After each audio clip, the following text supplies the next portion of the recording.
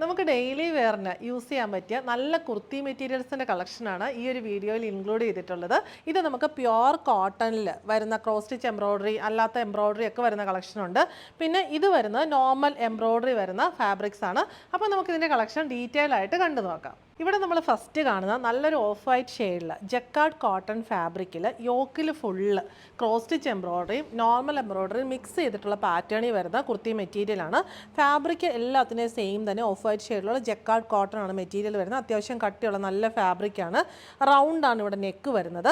എന്നിട്ട് യോക്കിൽ ഇവിടെ ഒരു off white peach and brown കോമ്പിനേഷനുള്ള ക്രോസ് സ്റ്റിച്ച് ആൻഡ് നോർമൽ എംബ്രോയ്ഡറിയാണ് വന്നിരിക്കുന്നത്.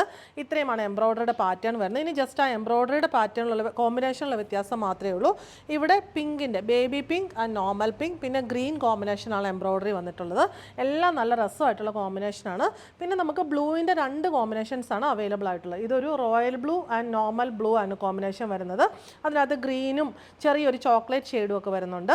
ഇവിടെ വന്നിരിക്കുന്നത് സ്കൈ ബ്ലൂ ആൻഡ് ബ്ലൂ ആ കോമ്പിനേഷനാണ് വന്നിരിക്കുന്നത്. എല്ലാത്തിൻ്റെ റൗണ്ടാണ് നെക്ക് വന്നിരിക്കുന്നത്. റെക്റ്റാങ്കിൾ പാറ്റേണിലാണ് എംബ്രോയ്ഡറി വന്നിരിക്കുന്നത്. നല്ല രസമായിട്ട് നമുക്ക് സ്റ്റിച്ച് ചെയ്ത് വെയർ ചെയ്യാൻ പറ്റിയ നല്ലൊരു കളക്ഷൻ. നമ്മുടെ നെക്സ്റ്റ് പാറ്റേൺ വന്നിരിക്കുന്നത് നല്ല ഹെവി ആയിട്ട് യോക്കിൽ റെക്റ്റാങ്കിൾ പാറ്റേണിൽ ത്രെഡ് എംബ്രോയ്ഡറി വരുന്ന ഒരു കുർത്തി മെറ്റീരിയലാണ്. ഇവിടെ 2 എണ്ണം ഉണ്ട്.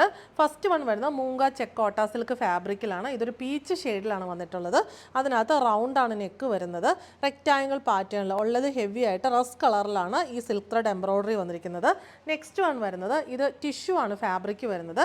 അതിനകത്തും റസ് കളറിലാണ് ഈ silk thread embroidery. Same colour തന്നെയാണ് എംബ്രോയ്ഡറി പാറ്റേണും എല്ലാം വന്നിരിക്കുന്നത്. ഇവിടെ ഫാബ്രിക്കിൻ്റെ ഡിഫറൻസ് മാത്രമേ വരുന്നുള്ളൂ. റൗണ്ട് നെക്ക് റെക്റ്റാങ്കിൾ പാറ്റേണിൽ silk thread embroidery. Next one വരുന്നത് സിൽക്ക് കോട്ടൺ ഫാബ്രിക്കിൽ ഇങ്ങനെ സെൽഫ് വീവിങ് വന്നിട്ട് അതിനകത്ത് സിൽക്ക് ത്രെഡ് എംബ്രോയ്ഡറി യോക്കിൽ വരുന്ന 2 കുർത്തി മെറ്റീരിയൽസ് ആണ്. ഇവിടെ ഫസ്റ്റ് വൺ വരുന്നത് ഇതൊരു ഡബിൾ ഷെയ്ഡഡ് ഫാബ്രിക്കാണ് വരുന്നത്.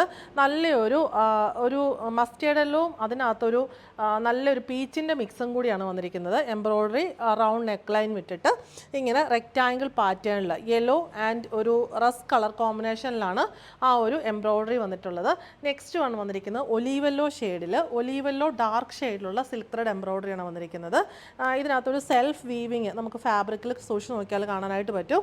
ഹാൻഡ് വാഷ് ആണ്. നമുക്ക് കംഫർട്ടബിൾ ആയിട്ട് യൂസ് ചെയ്യാൻ പറ്റുന്ന നല്ലൊരു മെറ്റീരിയലിലും നല്ലൊരു പാറ്റേണിലും ഉള്ള കുർത്തി കളക്ഷൻസ്.